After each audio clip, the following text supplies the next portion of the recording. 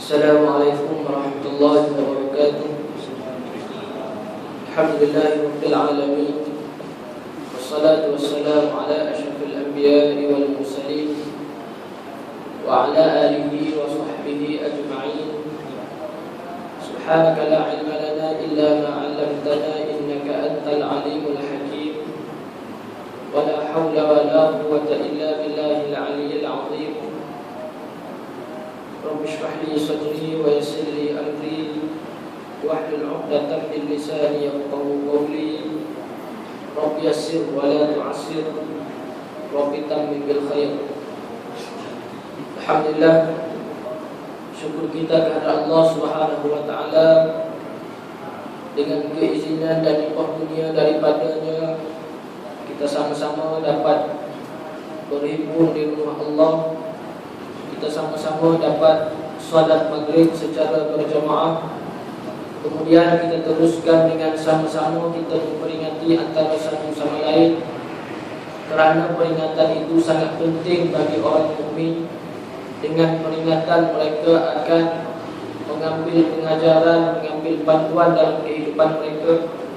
Mudah-mudahan dengan peringatan kita dapat selamat dunia dan akhirat. InsyaAllah pada malam ini kita akan bincang berkaitan dengan sirah.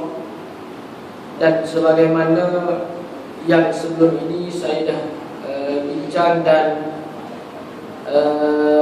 pada mulanya saya bercadang nak baca buku Fiqh Sirah yang dikarang oleh Syekh Ramadan Al-Buti. Akan tetapi selepas itu bertukar, nak tukar kepada kitab ataupun buku Ar-Rahib Al-Maktum yang dikeluarkan, yang terjemah dan dikeluarkan oleh Yayasan Dakwah Islamiyah Malaysia. Akan tetapi saya melihat buku tersebut terlalu panjang dan perbahasannya sangat-sangat detail, panjang. Maka dengan itu saya bercadang untuk sama-sama kita baca buku As-Sirah An-Nabawiyah yang dikarang oleh Mustafa Asy-Syibai, yang lebih ringkas dan lebih mudah untuk kita dapat membincangkan berkaitan dengan perjalanan sirah junjungan besar Nabi kita Muhammad sallallahu alaihi wasallam. Jadi insya-Allah dalam siri-siri pertemuan kita, insya-Allah kita akan guna buku Sirah An-Nabawiyah yang dikarang oleh Dr. Mustafa Asy-Syibai, kerana di dalamnya dimuatkan dengan beberapa pengajaran pedoman yang kita boleh ambil daripada peristiwa yang berlaku pada zaman Rasulullah sallallahu alaihi wasallam, dan boleh kita jadikan panduan, boleh kita jadikan sebagai panduan dan pengajaran dalam kehidupan kita seharian. Pada malam ini kita baca terlebih dahulu, kita lihat kepada mukadimah pengarang kita ini daripada Dr. Mustafa Asy-Syibai ini, yang mana dia mulakan penulisannya dengan menjelaskan beberapa perkara yang penting, ataupun menjelaskan terlebih dahulu kepada kita semua berkaitan dengan buku yang ditulis oleh beliau. Dan beliau mulakan dengan segala puji bagi Allah yang mengutuskan para rasulnya dengan membawa keterangan dan petunjuk. Dan sudah menjadi kebiasaan kepada para ulama kita, apabila mereka menulis buku, apabila mereka mengarang, mereka akan mulakan dengan memuji Allah Subhanahu wa taala, sebagaimana juga yang dilakukan oleh pengarang buku kita ini juga. Dia mulakan penulisannya dengan memuji Allah Subhanahu wa taala, dengan dia mulakan segala puji bagi Allah. Begitu jugalah kita dalam kehidupan kita, dalam kita berdoa, dalam apa-apa sahaja, seelok-eloknya kita mulakan dengan pujian kita terlebih dahulu. Dan memang layak bagi kita selaku makhluk Allah ini kena sentiasa puji Allah, biasanya selepas daripada solat kita puji Allah Subhanahu wa taala, kita ucap dengan subhanallah, alhamdulillah, Allahu akbar, dan macam-macam lagi pujian-pujian kita terhadap Allah Subhanahu wa taala. Dan Allah Subhanahu wa taala ini walaupun kita puji, Allah taala tetap hebat. Kalau kita tak puji pun Allah taala tetap hebat. Berbeza dengan kita manusia, kadang-kadang kalau kita dipuji kita akan rasa kita hebat, kita akan rasa kita lebih daripada orang lain. Akan tetapi kalau kita dikeji, kita dihina, kita akan rasa diri kita rendah, diri kita seolah-olah tiada tempat dalam masyarakat dan sebagainya. Tapi bagi Allah Subhanahu wa taala, kalau kita puji, kita yang mendapat kebaikan daripadanya. Kalau kita tak puji, Allah Subhanahu wa taala tetap hebat. Allah Subhanahu wa taala tetap berkuasa di atas segala-galanya. Sebagaimana kita manusia kalau dipuji, kalau seorang itu puji kawan dia pada waktu pagi, apabila bertemu pada waktu pagi, kita puji sahabat kita, kita kata, oh, nampak handsome, nampak segak, nampak hari ini bertenaga dan sebagainya. Biasanya apabila dia rasa terkesan dengan pujian tersebut, dia akan tanya, dah makan ke belum? Dah sarapan ke belum? Sebab kenapa? Sebab dia terkesan dengan pujian kita. Berbeza dengan Allah, kita puji, kita yang dapat kebaikan daripadanya. Kalau kita tak puji, rugilah kita, kerana dengan kita memuji Allah, berbagai kelebihan, pelbagai kebaikan yang akan kita perolehi. Dan dalam kita membincangkan dalam pujian ini pun dia ada 5 hukum juga. Puji ini dia terbahagi kepada 5 hukum. Ada puji yang wajib, ada puji yang sunat, ada puji yang makruh, ada puji yang haram, dan ada juga puji yang harus. Bila kepuji itu menjadi wajib, puji ataupun kita memuji Allah Subhanahu wa taala, dia menjadi wajib ketika mana dalam solat. Sebagaimana kita solat, kita mesti membaca surah Al-Fatihah. Dalam surah Al-Fatihah itu pun kita mula dengan Alhamdulillahirabbil alamin. Segala puji bagi Allah, Tuhan sekalian alam. Begitu juga dalam khutbah Jumaat, kita mesti memuji Allah Subhanahu wa taala, sebagaimana dalam khutbah-khutbah dan sebagainya dimulakan dengan memuji, mengagung, mengesahkan Allah Subhanahu wa taala. Yang kedua, puji dia jadi sunat. Bila kepuji ini jadi sunat? Ketika mana khutbah nikah, sebagaimana yang kita telah alami, khutbah nikah kita disunatkan untuk memuji Allah Subhanahu wa taala dalam khutbah nikah. Dan begitu juga kita disunatkan puji Allah ketika mana kita memulakan doa. Yang ketiga, puji hukumnya menjadi makruh bila ketika mana di tempat-tempat yang kotor, sebagaimana di tempat sampah, pembuangan sampah dan sebagainya, tempat-tempat yang kotor. Ketika itu juga dalam contohnya tempat-tempat yang kotor, ketika itu pujinya, hukumnya adalah makruh. Kalau kita puji, hukumnya kita mengucap alhamdulillah dan sebagainya, hukumnya adalah makruh. Dan yang keempat, puji yang membawa kepada hukumnya haram. Bila puji ini dia menjadi haram ketika mana seseorang itu bergembira dengan maksiat. Contohnya ada seorang itu dia buat maksiat pada malam hari, tiba-tiba siang hari dia cerita kepada kawan dia, dia kata alhamdulillah semalam. Alhamdulillah juga.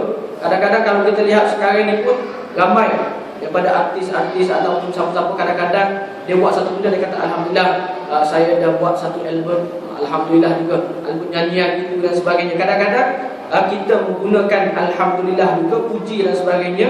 Kadang-kadang pujian itu kepada perkara yang tidak sepatutnya ataupun bertentangan dengan syariat, maka ketika itu puji, ucapan kita alhamdulillah, hukumnya adalah haram, kerana puji merupakan haram bagi perkara yang maksiat. Manakala yang kelima, puji adalah harus ketika mana kita melakukan perkara yang diharuskan oleh Islam, maka ketika itu kita boleh dan harus bagi kita memuji Allah Subhanahu wa taala. Jadi begitulah dalam buku kita ini pun dia mula, dalam kitab kita ini pun dia mula dengan memuji Allah Subhanahu wa taala. Dan dia sebut juga di sini Allah Subhanahu wa taala telah memutuskan para rasulnya. Allah Ta'ala telah mengutuskan para rasul dengan membawa keterangan dan petunjuk. Allah Ta'ala telah utuskan kepada kita para nabi dan para rasul. Dan tugas para nabi dan para rasul ini, mereka membawa ketenangan, mereka membawa keterangan dan petunjuk. Walaupun begitu, kalau kita baca sejarah sirah Nabi kita dengan besar Nabi kita Muhammad sallallahu alaihi wasallam, yang mana apabila Rasulullah kata, aku ni diutuskan oleh Allah, aku diutuskan oleh Allah untuk menyampaikan kebenaran, aku diutuskan oleh Allah untuk menyampaikan apa yang sepatutnya aku sampaikan daripada wahyu Allah Subhanahu wa taala, maka banyak komplain-komplain yang telah dilakukan oleh kaum mereka, sehingga ada yang mengatakan bahawa kenapa dia kata kalaulah Allah Subhanahu wa taala ini utus para malaikat kepada kami, nescaya kami ikut. Tapi Allah Taala ni utus kepada kami bukan daripada kalangan kami juga. Kami makan pun dia makan, kami berjalan pun dia berjalan, kami memakai pakaian pun dia memakai pakaian juga. Kalaulah dia kata Allah Subhanahu wa taala ni utus para nabi dan para rasul ini daripada kalangan para malaikat, kami akan beriman, kami akan terima. Akan tetapi itu hanya alasan daripada mereka sahaja. Mereka memang tak mau terima kebenaran yang dibawa oleh Rasul, cuma mereka menjadikan alasan kalaulah diutuskan para malaikat, nescaya mereka akan beriman. Sebab alasan mereka kerana nabi daripada kalangan manusia ini sama seperti mereka sahaja, sama-sama makan, sama-sama berjalan, sama-sama tidur ini dan sebagainya. Sedangkan kalau kita lihat kelebihan, kenapakah ataupun hikmah di sebalik Allah Subhanahu wa taala mengutuskan para nabi dan para rasul daripada kalangan manusia? Kenapa? Kerana nak memudahkan kepada kita. Contohnya apabila nabi dia jelaskan kita mesti solat.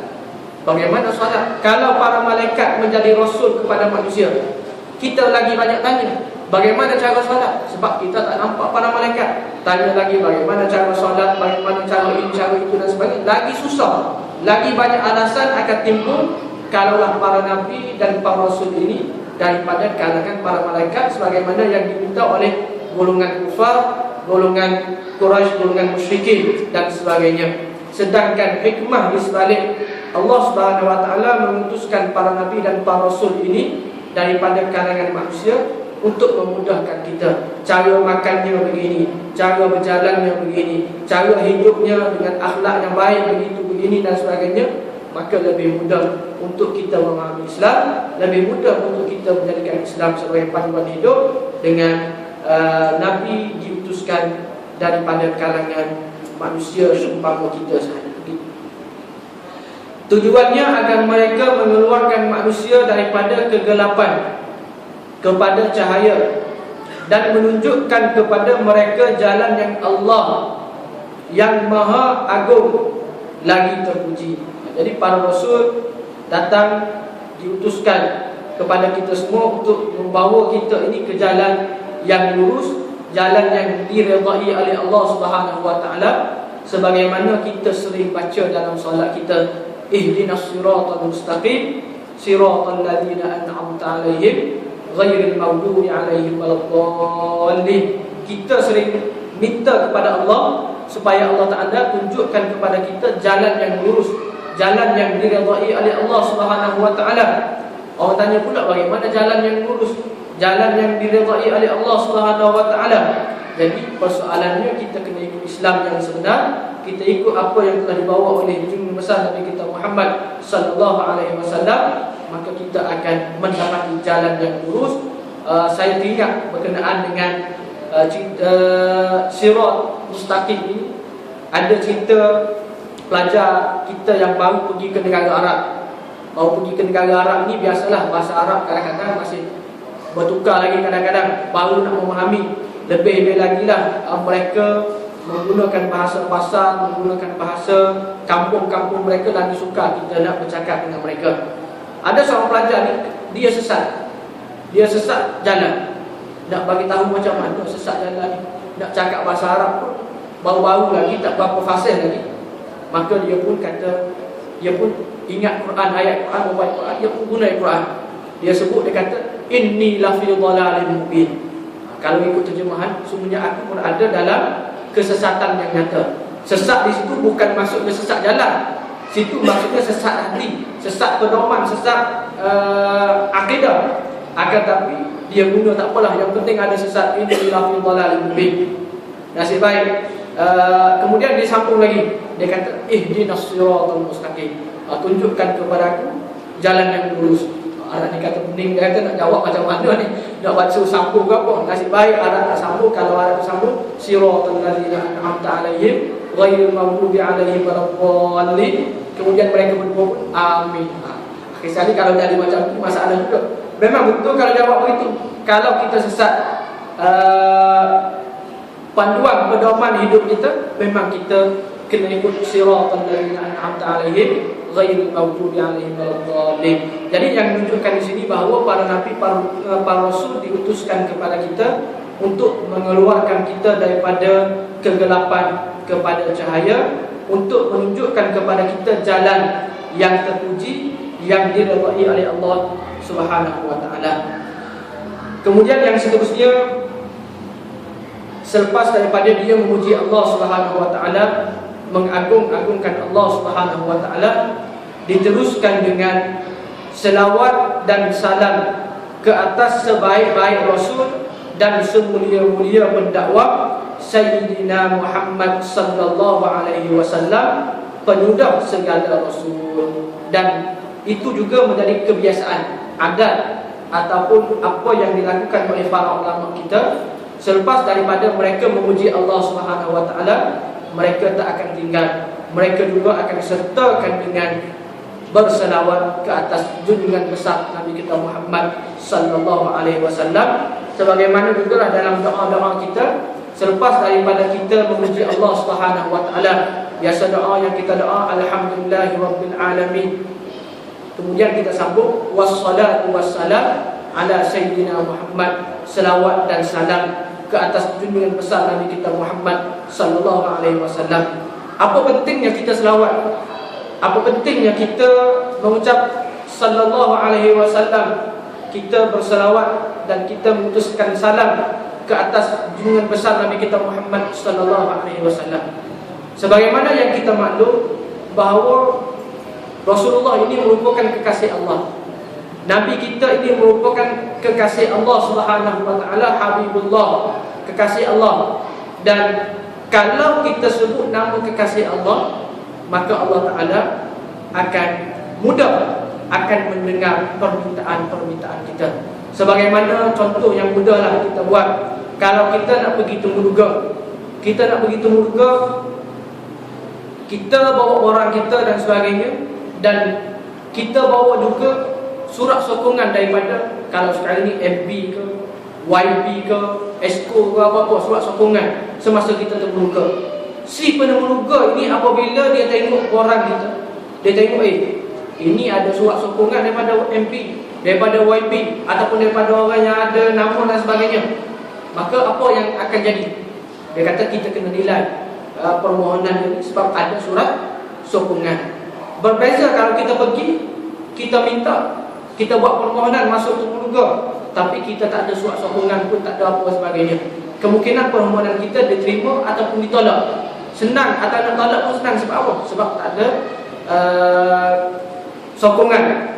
Begitu jugalah kita apabila kita nak meminta dengan Allah Subhanahu wa taala, kita menyebut nama Rasulullah, kita menyebut nama kekasih Allah, kita berselawat kepada junjungan besar Nabi kita Muhammad sallallahu alaihi wasallam, maka dengan sebutan itu Allah Subhanahu wa taala juga akan dengar. Dia kata, permohonan ni ada disebut nama kekasih aku, ada disebut nama junjungan besar Nabi kita Muhammad sallallahu alaihi wasallam, maka permohonan kita mudah diterima oleh Allah Subhanahu wa taala.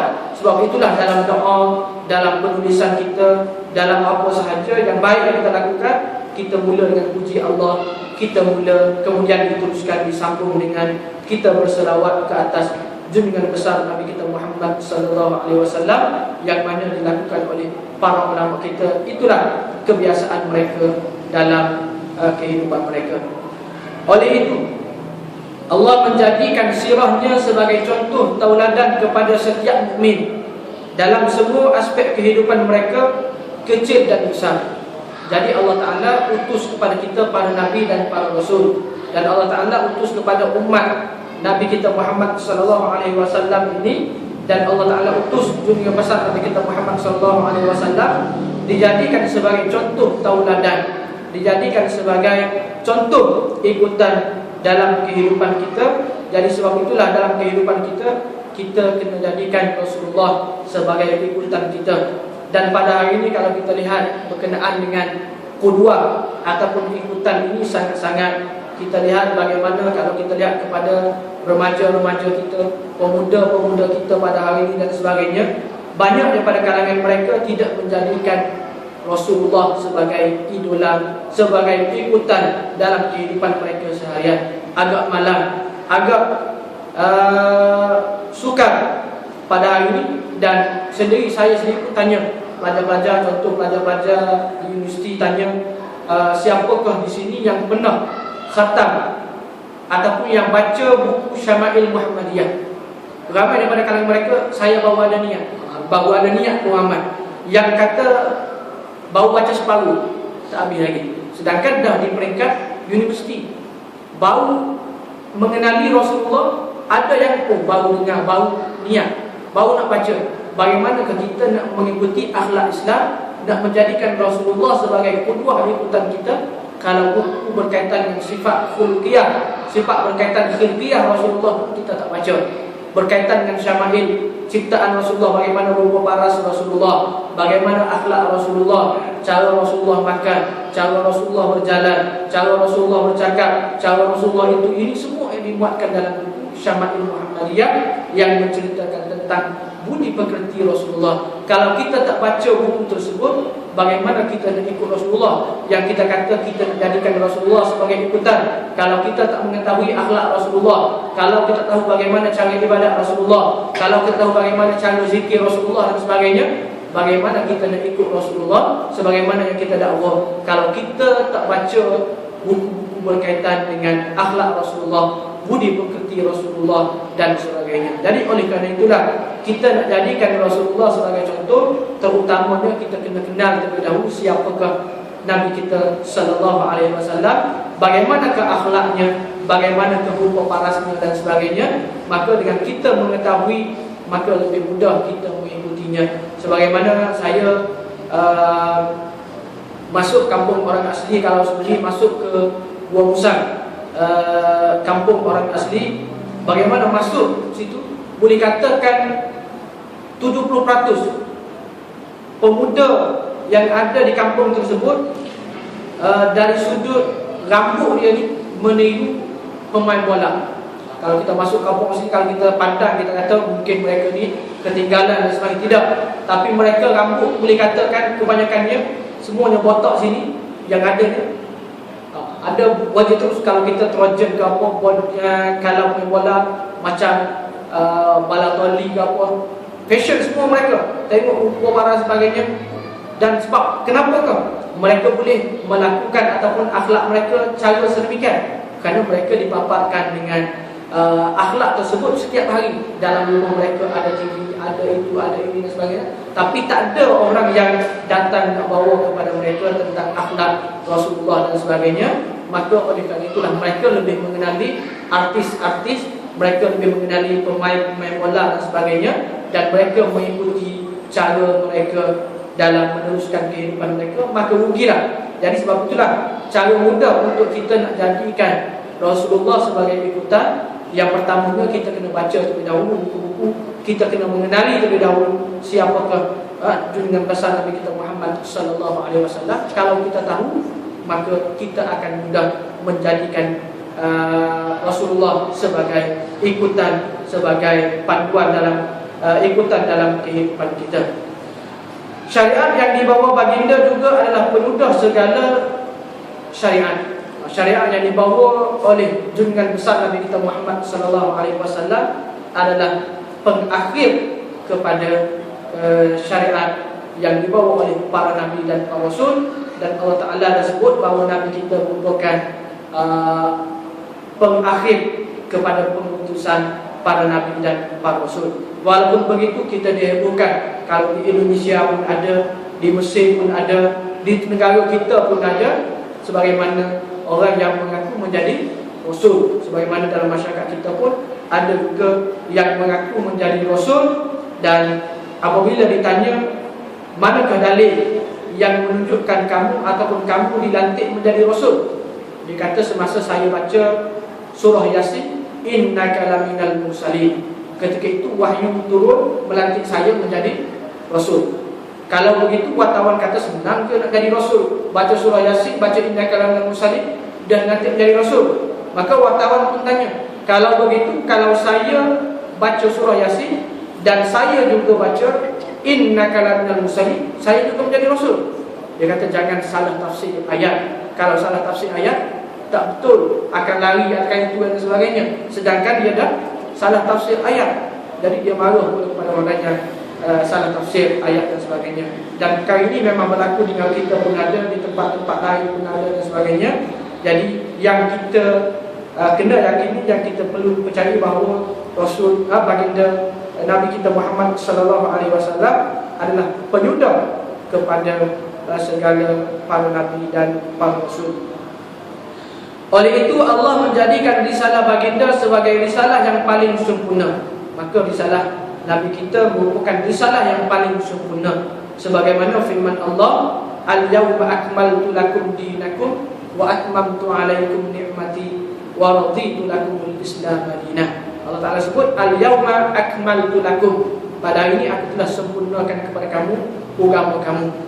Jadi dengan itu syariat ataupun syariat ini telah sempurna dengan kebangkitan junjungan besar Nabi kita Muhammad sallallahu alaihi wasallam, dan Rasulullah telah menyampaikan segala wahyu yang diterima daripada Allah Subhanahu wa taala dan disampaikan kepada kita semua secara sempurna dengan sifat-sifat yang ada pada Rasul: siddiq, amanah, tabligh dan fatanah.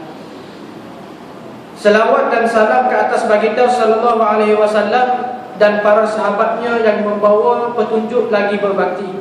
Begitu juga kita sambung lagi selepas daripada selawat ke atas junjungan besar Nabi kita Muhammad sallallahu alaihi wasallam, kita juga ucapkan salam kepada para sahabat yang telah membawa kepada kita petunjuk yang mereka sambung, yang mereka warisi daripada junjungan besar Nabi kita Muhammad sallallahu alaihi wasallam.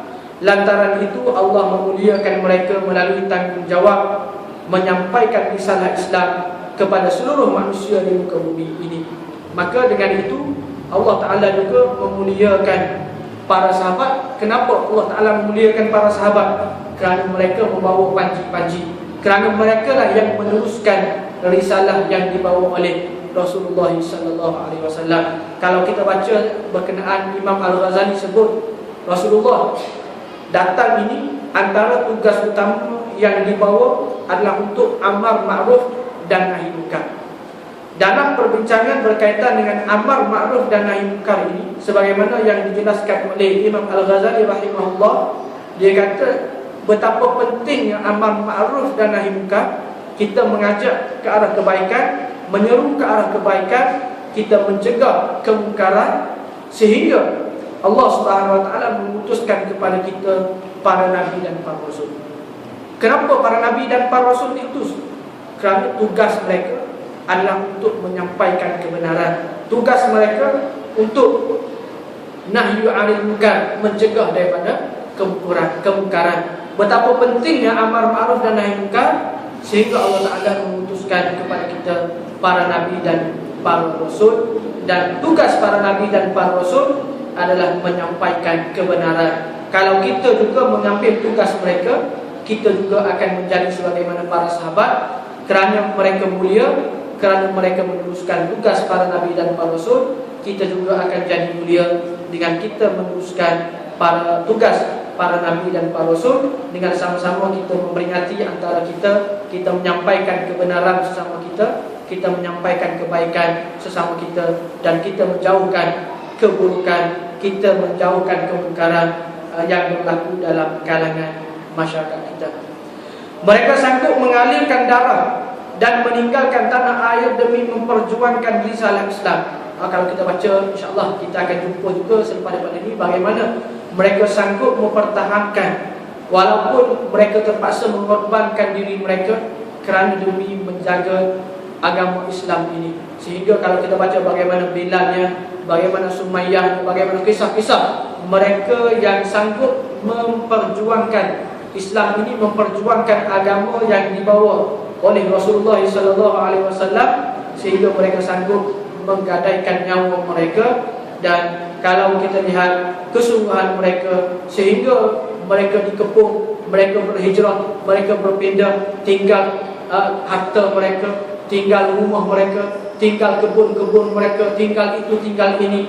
Sehingga diriwayatkan bahawa ada di antara mereka yang tak makan 3 hari, betul-betul tak makan. Yang mereka makan pun kalau jumpa pun mereka hanya makan daun-daun kayu dan sebagainya.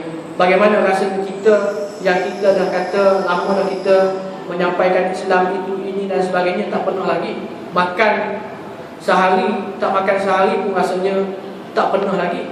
Kalau puasa pun masa bersahur tu dah banyak dah, berbuka pun banyak juga. Itu baru kita kata separuh hari, tapi tak pernah lagi kita lalui kita tak makan 1 hari. Tapi bagaimana para sahabat, mereka pernah tak makan 3 hari. Yang mereka makan pun, kalau makan pun hanya daun-daun kayu dan sebagainya. Jadi mereka tetap mempertahankan kerana mereka tahu bahawa Islam itu adalah agama yang mulia. Sebagaimana Allah Ta'ala sebut, Al-Islamu ya'budu wa la yu'la alaih. Islam adalah agama yang paling mulia, tiada yang lebih tinggi, tiada yang paling lebih mulia daripada agama Islam. Jadi sebab itulah mereka tetap mempertahankan walaupun mereka terpaksa mengalirkan darah-darah mereka dan sebagainya demi memperjuangkan risalah Islam. Mereka melakukan semua itu sehingga berjaya menunaikan tanggungjawab yang diamanahkan, menyampaikan risalah, memberikan nasihat kerana Allah dan Rasulnya. Mereka memiliki jasa kepada kemanusiaan yang tidak mampu digambarkan. Setiap orang Islam terhutang budi kepada mereka sehingga hari kiamat. Sebab itulah ada satu kata-kata yang mengatakan masyarakat pada hari ini tak akan jadi baik. Masyarakat pada hari ini tak jadi baik kecualilah orang-orang yang sebelumnya baik. Kalau kita, masyarakat kita pada hari ini sedemikian, maka bagaimanakah masyarakat kita yang akan datang? Bagaimanakah generasi-generasi yang akan datang? Anak-anak kita, cucu-cucu kita, generasi yang seterusnya. Karena sebagaimana Rasulullah telah sebut, khairul qurun qarni, sebaik-baik kurun pada zaman Rasulullah. Kemudian zaman seterusnya, zaman yang seterusnya. Kalau kita ukur dengan hadis tersebut, maka kita dah jauh daripada zaman tersebut. Walau bagaimanapun, kita mesti tetap menjaga keamanan, kita mesti tetap menjaga keselamatan, kita mesti menjaga ketenteraman sesama kita dengan kita mengukuhkan hubungan, dengan kita sama-sama membina ukhuwah, dengan kita sama-sama membina persaudaraan yang baik ke arah kita memahami Islam secara menyeluruh, ke arah kita memahami Islam dengan sebaik-baiknya, dan kita laksanakan dalam kehidupan kita sebagaimana yang telah dilakukan oleh junjungan, oleh para sahabat, para tabi'in dan sebagainya, sehingga mereka sanggup menggadaikan segala-galanya demi untuk menyampaikan Islam kepada generasi yang seterusnya. Semoga keredaan Allah menjadi milik mereka dan milik sesiapa sahaja yang menyertai mereka serta memperjuangkan panji-panji dakwah selepas mereka sehingga hari kiamat. Jadi dia kata mudah-mudahan kita semua juga akan mendapat keredaan Allah sekiranya kita memperjuangkan panji-panji dakwah selepas daripada zaman para sahabat, zaman para tabi'in dan sebagainya, sehinggalah pada zaman kita pada hari ini. Sebab itulah sebagaimana hadis yang kita biasa dengar, bada'al Islam gharib. Islam ini bermula dalam keadaan asing, tidak dikenali. Sebagaimana Rasulullah pada permulaannya bermula dengan seorang dia, kemudian diteruskan kepada para sahabatnya, diteruskan dan dikata akan wasayaudu ghariban. Islam ini akan kembali asing, dan gembiralah, beruntunglah kepada mereka-mereka yang umur wafat. Jadi mudah-mudahan kita tetap kita mendoakan diri kita sentiasa berada di bawah kerajaan Allah Subhanahu wa taala. Dia teruskan lagi, catatan ini saya tulis secara tergesa-gesa dan ketika itu saya sedang sakit tenat. Jadi dia sempat lagi tulis buku yang kita baca ini dalam keadaan dia sakit. Ketika itu sakit tenat. Sakit pun sempat lagi. Bagaimana para ulama kita, kalau kita baca sejarah para ulama kita dan sebagainya, usaha mereka dalam menulis dan menyampaikan Islam kepada kita, sehingga mereka menggunakan harian mereka. Dan kita tak pelik bagaimana kalau kita kaji ulama-ulama kita. Contohnya kalau ulama-ulama sekarang ini, Syekh contohnya Abah Zahiri, dia boleh karang Fiqh Adillah 15 jilid. Setempat-tempat ini 15 jilid dia boleh karang. Dan dia boleh karang lagi Tafsir Munir 15 jilid. Kalau kita kaji dengan masa kita kata tak sempat. Tapi mereka ruangkan masa begitu lama. Dan mereka memang mengorbankan kehidupan mereka ini demi untuk menyampaikan Islam, sehingga banyak waktu mereka diberikan untuk penulisan, untuk memberi peringatan itu ini dan sebagainya, sehingga mereka boleh menghasilkan kitab-kitab yang begitu panjang, kitab-kitab yang sangat-sangat berguna. Kalau kita kaji lagi bagaimana Imam Nawawi, bagaimana ulama-ulama kita sebelum Imam Syafi'i dan sebagainya, mereka tetap menyampaikan Islam, menyampaikan kebaikan kepada kita semua. Iaitu selepas saya menyampaikan dalam beberapa kuliah pada mahasiswa tahun pertama Fakulti Syariah. Dalam catatan tersebut saya cungkilkan beberapa aspek qudwah yang terdapat dalam sirah Rasulullah sallallahu alaihi wasallam. Setiap individu Islam, para pendakwah, ulama dan fuqaha hendaklah meneliti dan sentiasa meneliti sirah baginda sallallahu alaihi wasallam supaya mereka memiliki kemuliaan. Jadi kalau kita nak mulia juga, kita mesti mengikuti dan kita mesti mengenali dan kita mesti mengambil pengajaran daripada sirah junjungan besar Nabi kita Muhammad sallallahu alaihi wasallam. Kita juga akan memiliki kemuliaan lantaran mengambil tauladan daripada Rasulullah sallallahu alaihi wasallam, agar mereka juga mampu membuka pintu-pintu kejayaan dakwah kepada manusia dan mendapat kerajaan Allah serta segala amalnya diterima. Mudah-mudahan mereka mendapat kemuliaan berada bersama Rasulullah sallallahu alaihi wasallam dalam syurga yang kekal abadi. Yang paling penting ialah kita menyampaikan risalah Islam kepada diri kita, menyampaikan risalah Islam kepada masyarakat. Kita nak dapat kemuliaan dunia dengan kita ikut Rasulullah, kita menjadikan Rasulullah sebagai contoh tauladan kita, kita dapat kemuliaan di dunia ini dan akhirnya kita akan mendapat kemuliaan di hari akhirat. Kita minta supaya kita dapat bersama dengan Rasulullah sallallahu alaihi wasallam di dalam syurga nanti, sebagaimana doa yang kita sering doa, sebagaimana kita minta supaya Allah Taala bersamakan, jadikan kita bersama-sama dengan para nabi, para rasul, para salafus saleh, para tabi'in dan sebagainya, sebagaimana dalam doa kita. Jadi dengan kita baca sirah, dengan kita mendalami, kita memahami perjalanan hidup junjungan besar Nabi kita Muhammad sallallahu alaihi wasallam, maka kita juga mengharapkan kita dapat bersama-sama dengan baginda sallallahu alaihi wasallam di dalam syurga nanti. Kita juga dapat mendapat syafaat baginda, kita juga mendapat kebaikan-kebaikan yang ada padanya. Sebagaimana firman Allah, "Wa may yuti'illaha wa rasulahu yudkhilhu jannatin tajri min tahtiha al-anhar khalidina fiha wa dzalikal fawzul 'adzim." Artinya, dan sesiapa yang taat kepada Allah dan Rasulnya akan dimasukkan oleh Allah ke dalam syurga yang mengalir dari bawahnya beberapa sungai, mereka kekal di dalamnya, dan itulah kejayaan yang amat besar. Jadi apabila kita mendapat syurga Allah, kita akan mendapat kejayaan yang paling besar sekali. Tapi dengan syarat lebih dahulu. Kita nak masuk syurga boleh, kita nak jadi pengikut kepada para nabi dan para rasul boleh. Yang penting di sini kita mesti taat, kita mesti tunduk, kita mesti patuh di atas segala perintah Allah dan Rasulnya. Kalau kita buat perkara ini, kalau kita tunduk dan kita patuh kepada perintah Allah, maka kita akan dapat bersama dengan baginda sallallahu alaihi wasallam, dan kita akan dimasukkan ke dalam syurga. Sebab kalau kita tanya pada diri kita, tanya semua orang pada hari ini pun nak masuk syurga atau tak, semua akan jawab nak masuk syurga. Tak ada orang jawab nak masuk neraka, tak ada. Sebagaimana yang dipaparkan dalam bawah ini WhatsApp atau orang hantar, ada cikgu dia tanya anak murid dia, siapa yang nak pergi ke syurga? Semua anak murid angkat tangan nak pergi ke syurga kecuali seorang murid. Semua nak pergi ke syurga kecuali seorang murid. Maka cikgu tanya lagi, siapa nak pergi ke neraka? Tak ada orang angkat seorang pun. Yang murid yang tak angkat nak pergi syurga pun tak pergi. Apa boleh tanya, kenapa kamu ni? Cikgu tanya nak pergi ke syurga pun tak mau, nak pergi ke neraka pun tak mau.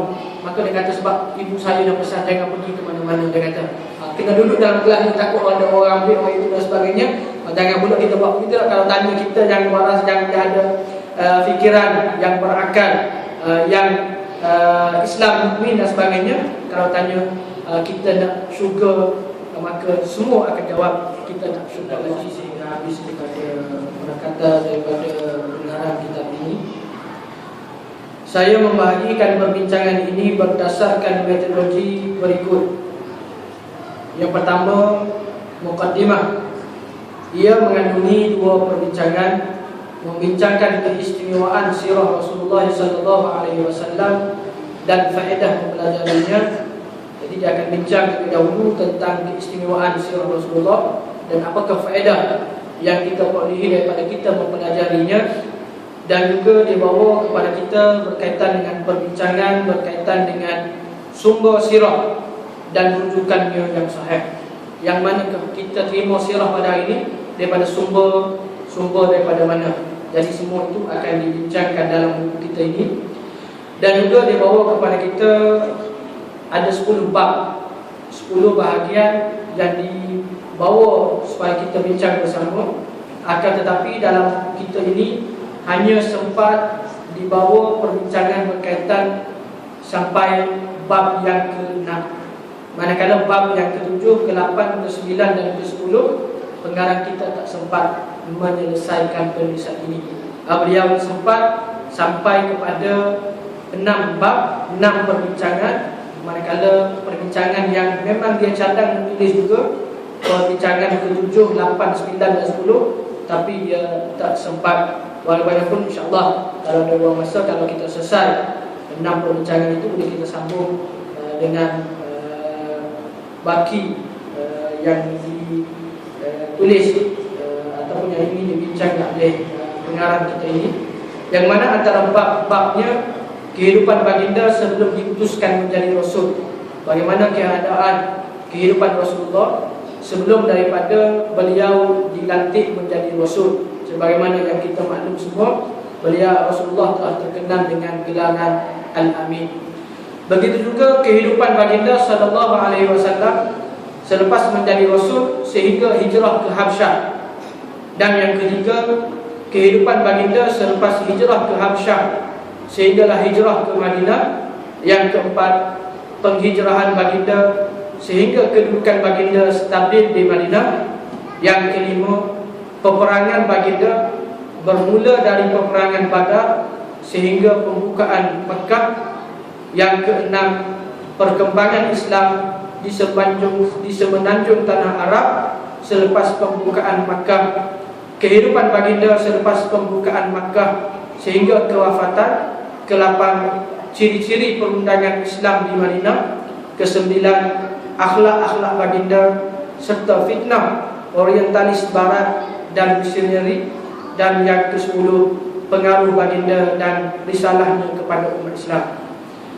Jadi akhirnya selepas daripada dia telah sebut apakah kerja yang dilakukan ataupun apakah metodologi yang digunakan olehnya dalam penulisan ini, maka sudah menjadi kebiasaan juga kepada mereka, para ulama kita. Mereka akan akhiri perbincangan mereka dengan memohon pertolongan, keampunan daripada Allah Subhanahu Wa Taala. Jadi disebut, saya mohon kepada Allah agar memberi taufik kepada saya untuk meneliti dengan detail sirah Nabi sallallahu alaihi wasallam dalam tempoh masa yang singkat dan tempoh tergopoh kapal ini. Jadi diminta supaya Allah Ta'ala memberi taufik kepadanya, dapat menjelaskan kepada kita tentang sirah-sirah yang sebenar yang berkaitan dengan dunia besar Nabi kita Muhammad sallallahu alaihi wasallam. Begitu jugalah kita dalam kehidupan kita kena sentiasa meminta taufik dan hidayah daripada Allah Subhanahu wa taala. Dan kedua-dua perkara ini, taufik dan hidayah ini, ada perbezaannya. Apakah beza di antara taufik dan hidayah? Kalau kita lihat kepada perbincangan para ulama kita, mereka mengatakan bahawa taufik ini Allah Ta'ala berikan kepada orang Islam, dan Allah Ta'ala juga beri kepada orang bukan Islam. Maksud taufik, Allah Ta'ala berikan kepada kita, kita dapat menilai yang baik adalah baik, yang buruk adalah buruk.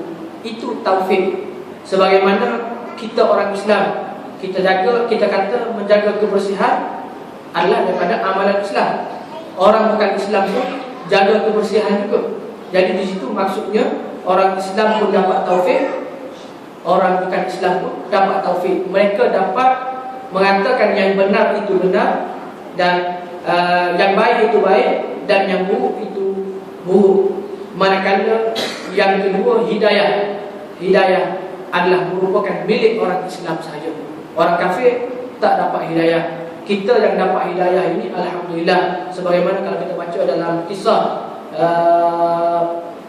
sirah Rasulullah pun, dan Allah Ta'ala menyatakan kamu tak akan dapat memberi hidayah kepada sesiapa. Hidayah itu hanyalah milik Allah Subhanahu wa taala. Sebab itulah kalau kita bantu orang dengan orang kafir bantu orang, apa beza antara orang yang dapat hidayah dengan orang yang tak dapat hidayah? Walaupun sama-sama buat kebaikan, dia pun bantu orang, kita pun memberi bantuan juga kepada orang lain. Tapi perbezaannya, kita yang dapat hidayah, kita akan diberi ganjaran pahala di sisi Allah Subhanahu wa taala. Manakala orang kafir walaupun buat kebaikan pun tak dapat apa-apa. Itu bezanya antara orang yang dapat hidayah dan tak dapat hidayah. Jadi apabila kita dah dapat hidayah Islam ini, kita dah mengucap dua kalimah syahadat, kalau kita melakukan kebaikan, kita akan diberi ganjaran di atas apa yang kita lakukan, sebab kita dah mendapat hidayah, petunjuk daripada Allah Subhanahu wa taala. Jadi mudah-mudahan kita sentiasa berdoa kepada Allah, kita juga dapat taufik dan hidayah daripada Allah. Jadi kalau kita dapat taufik dan hidayah, maka kehidupan kita akan selamat dunia dan akhirat. Supaya matlamat pengajaran subjek ini di kuliah syariah dapat dicapai, pihak kuliah syariah sedang berusaha menanam minat kepada para mahasiswa dan mahasiswinya agar mempelajari pengajian sirah baginda yang sahih. Oleh itu, mereka akan membawa nilai-nilai dan pengajaran sirah ke dalam jiwa mereka. Jadi yang paling penting, kita nak belajar ataupun kita kaji berkenaan dengan sirah ini, akhirnya kita nak bawa supaya apa yang dibincangkan ini masuk ke dalam hati-hati kita, masuk ke dalam jiwa-jiwa, seolah kita memahami, kita melihat apakah yang berlaku kepada baginda kita sallallahu alaihi wasallam, dan juga apakah yang dilakukan oleh para sahabat sehingga mereka sanggup menggadaikan segala-galanya. Jadi supaya sampai ke jiwa kita dan kita dapat memahaminya dan kita dapat menjaganya dengan sebaik-baiknya.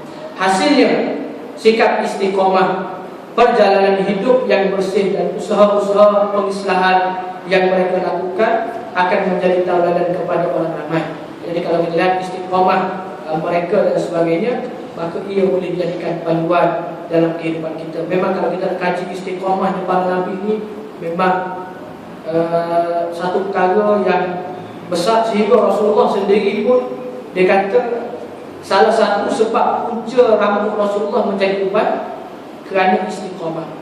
Sebagaimana ayat surah Hud, sebagaimana Rasulullah kata syaibatni Hud, yang menyebabkan rambut aku jadi ubat kerana surah Hud. Kerana terdapat satu surah, satu ayat dalam surah Hud yang menyebut tentang istiqamah, iaitu fastaqim kama umirta. Hendaklah kamu istiqamah, berterusan kamu dalam melakukan perintah Allah Subhanahu wa taala dalam kebenaran. Kerana istiqamah ini satu perkara yang besar, kalau kita nak ujuk tentang istiqamah ini memang banyak. Kalau kita kata contoh Nabi Nuh, sebagaimana yang dicerita dalam Al-Quran, Nabi Nuh umur Nabi Nuh berdakwah 950 tahun. Lama. Nabi Nuh berdakwah 950 tahun. Kalau kita umur Nabi kita sekarang ni 60, itu pun dah ada tanda-tanda dan sebagainya. Tapi umur umat Nabi dahulu, kalau Nabi Adam umur 1000 lebih, Nabi Nuh umur dia berdakwah sahaja 950 tahun. Cuba kita kaji berapa orang yang terima dakwah Nabi Nuh. Sebagaimana kalau kita baca riwayat berbagai, ada yang kata 80, ada yang kata 82, 83, sekitar itu. Kalau kita bahagi dengan 950 tahun, bahagi dengan 80, keluar kalau kita itu 12 tahun. Seolah-olah kalau kita bahagi, seolah-olah 12 tahun seorang yang terima dakwah Nabi Nuh AS. Tapi dia tetap berdakwah sehingga dalam Al-Quran disebut tentang dakwah Nabi Nuh begitu panjang, sehingga ada satu surah nama surah Nuh, sehingga dakwah Nabi Nuh ini lailan wa nahara, siang malam. Kalau kita baca Quran, Nabi Nuh dia berdakwah siang dan malam, tak kira waktu, selama 950 tahun. Kita yang buat kadang-kadang buat benda baik, buat itu dan sebagainya, kalau tidak diterima itu kena rasa tak boleh, itu tak layak dan sebagainya. Sebab itulah istiqamah ini satu perkara yang sukar, satu perkara yang susah. Sehingga kalau kita betul-betul baca peristiwa, kita baca sirah Nabi kita SAW dan para Nabi yang terdahulu, kita akan dapati bahawa istiqamah yang mereka dalam berdakwah, istiqamah yang mereka dalam meneruskan agenda Islam ini, maka kita dijadikan dia sebagai panduan dalam kehidupan kita. Hingga seolah-olah Rasulullah SAW hidup dalam kehidupan umat Islam umpama sinaran mentari yang menyinari kegelapan kehidupan mereka. Jadi seolah-olah Rasulullah hidup bersama dengan kita. Ia membekalkan tenaga kepada hati, akal dan tingkah laku mereka. Jadi dengan kita mempelajari sirah ini, kita dapat membekalkan tenaga kepada hati kita, kita dapat membekalkan tenaga kepada akal kita dan tingkah laku kita untuk sentiasa dalam keadaan kebaikan dan sentiasa memperbaiki ke arah menuju ke arah kebaikan.